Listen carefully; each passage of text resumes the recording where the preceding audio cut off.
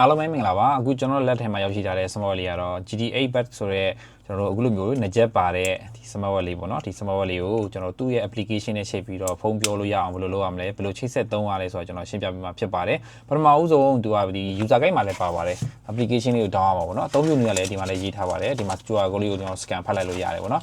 အဲ့တော့သူ့ရဲ့ application ကဘာ application လဲဆိုတော့ကျွန်တော်ဒီ platform ကနေပဲကျွန်တော်power bank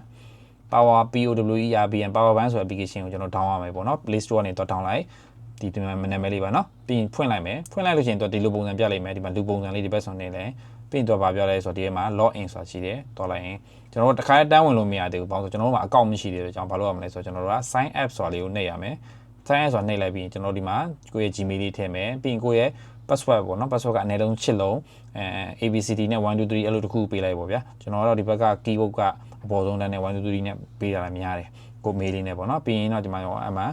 ်ဆိုကြပါစို့ကျွန်တော်တို့ဒီမှာ mail တစ်ခုထည့်လိုက်မယ်ပြီးမှ password လေးတစ်ခုထည့်လိုက်မယ်ပြီးဒီမှာ get verification code ဆိုတာလေးကျွန်တော်နှိပ်ရတယ်ပေါ့နော်အဲ့မှာနှိပ်မှာသူကအဲ့ထဲကို mail ကိုကိုယ့် mail ကို code ပို့တယ် code ပြီးရင်ကျွန်တော်တို့က account number လေးကိုဒီမှာရိုက်ထည့်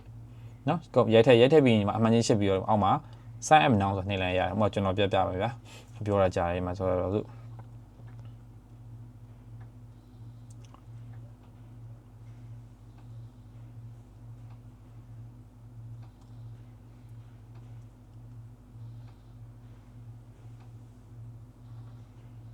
့ဒါဆိုကျွန်တော် mail လေးထည့်လိုက်ပြီးဒီမှာကျွန်တော်က password ကိုတစ်ခုပဲဗျာကျွန်တော်ကိုယ်စင်ပြတဲ့ ABCD နဲ့1 2 3လွယ်တဲ့ဟာမှမိဟာလေးထည့်လိုက်ပေါ့ဗျာပြီးရင်မှာ get verification code ဆိုတာတောင်းလိုက်တာနဲ့တော့ second 60အတွင်းမှာအဲ့ mail code က mail Gmail တွေကိုတန်းပို့ပြီပေါ့နော်အဲ့ code လေးကိုဒီမှာရိုက်ထည့်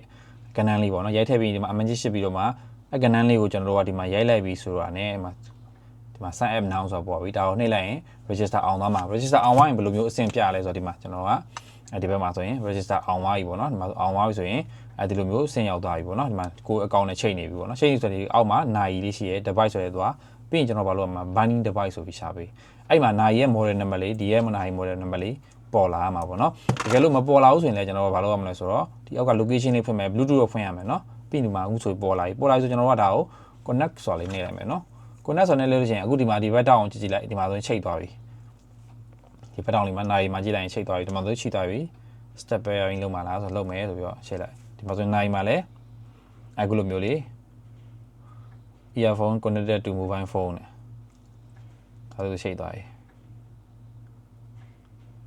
ဒီလို8နဲ့သူမချိန်သေးဘူးလေထက်ချိန်ချင်းနေဆိုရင်ကျွန်တော်တို့ဘယ်မှာသွားချိန်ရလဲဆိုတော့ဒီမှာချိန်ရတယ်ဒီမှာသွားချိန်လို့ရတယ်เนาะဖုန်းပြောဖို့အတွက်ဒီလို8နဲ့ချက်ချင်းနေဆိုတော့ဒီမှာချိန်လို့ရတယ်ဒီမှာသွားချလိုက်ဒါမှမဟုတ်ဒီဟာလေးကိုကျွန်တော်တို့ကနှစ်ချက်နဲ့ချိန်ချင်းနေဆိုရင်တော့ဒါလေးကိုကျွန်တော်ဖွင့်လိုက်ပါเนาะဖွင့်ပြီးတော့မှနှစ်ချက်ကလေးကိုအပြင်ခဏထုတ်လိုက်မှမီးစိမ်းလေးလင်းနေပြီဆိုရင်ဒီမှာပေါ်လာလိမ့်မယ် T8 ဆိုပြီးတော့ဒီမှာပေါ်လာလိမ့်မယ်ဒါကျွန်တော်ကဒီဘက်ကဖုန်းနဲ့အရင်ချိန်ထားတော့ဒီမှာမပေါ်တော့ဘူးပြန်တယ်မှာပေါ်လာပြီ GT8 D2 လဲဆိုတော့လေးနှိပ်လိုက်ဒါလေးက compare pair ဖြစ်သွားလိမ့်မယ်တစ်ခါချိန်ထားပြီးရင်တော့အဆင်ပြေသွားပြီနောက်ဒီနှစ်ချက်လေးထုတ်လိုက်တဲ့တစ်ခါတန်းချိန်သွားဒါဆိုမဟုတ်သေးဘူးเนาะတော့ထပ်ပေါ်လာလိမ့်မယ်ကျွန်တော်ဒီမှာ Bluetooth ရအများများနေ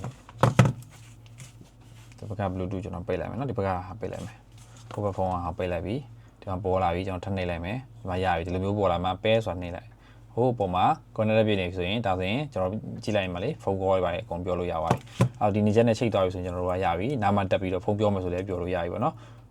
အော်ဒီဟာနာကြီးကကျွန်တော်အဝင်ကောတွေပါဘယ်လိုပြလဲဆိုတော့ကျွန်တော်ပြပေးမယ်ဒါဆိုဒီဟာနဲ့ဒါကျွန်တော်ချိန်ထားပြီဆိုလို့ရှိရင်ဒါနဲ့ကျွန်တော်ကအထွက်ကောလေးတစ်ကောကျွန်တော်ခေါ်လိုက်မယ်ပေါ့နော်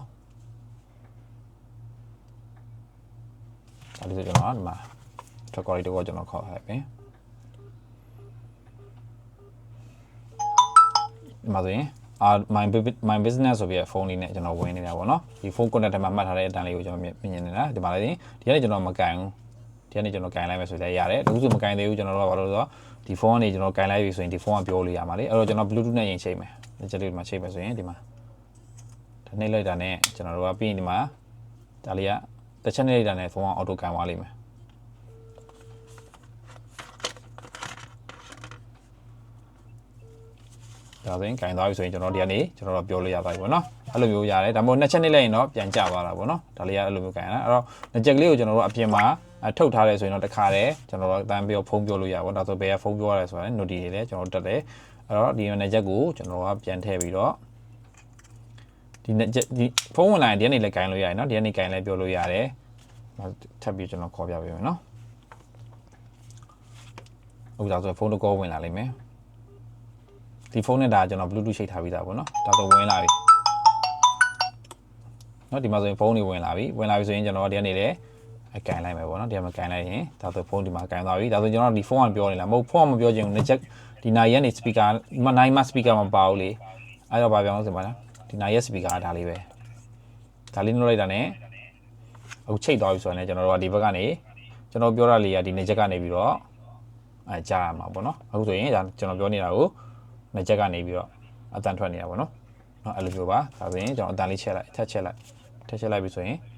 နေချက်ကနေအတန်ကြားနေရပြီနော်အခုလိုမျိုးလေးနေချက်ကနေကြားတာပြန်ချခြင်းနေဆိုရင်နော်ဒီကနေချက်စံစာလေးကိုနေချက်နေလိုက်ရင်ကြားပါလိမ့်မယ်နေချက်လေးရလည်းတစ်ဖက်ချင်းစီကနေဖြုတ်ပြီးတော့လည်းကျွန်တော်တို့သုံးပြလို့ရပါတယ်ဟုတ်ကဲ့ဒါလေးကတော့ကျွန်တော်တို့ချိတ်ဆက်အသုံးပြုနေလေးပဲဖြစ်ပါတယ်အရင်လဲလွယ်ပါတယ်ဒီနိုင်ရက်နေပြီးတော့ကျွန်တော်တို့ကအပြင်ကိုဖုန်းနှိပ်ပြီးတော့ခေါ်လို့မရဘူးဖုန်းခေါ်ခြင်းနေနော်ဒီကနေကျွန်တော်တို့ခေါ်မယ်ပြီးရင်ပြောတာကတော့ဒီဖုန်းနဲ့ပြောမှလားဒီနိုင်ရက် speaker ဖြစ်တဲ့ဒီ Bluetooth လေးကနေပြောမှလားဆိုတော့ကျွန်တော်တို့ပြောလို့ရပါတယ်ဗျဟုတ်ကဲ့ဒါလေးကတော့ကျွန်တော်တို့ဒါချိတ်ဆက်အသုံးပြုလေးအဆင်ပြေမယ်လို့ထင်ပါတယ်အားလုံးကိုကျေးဇူးအများကြီးတင်ပါတယ်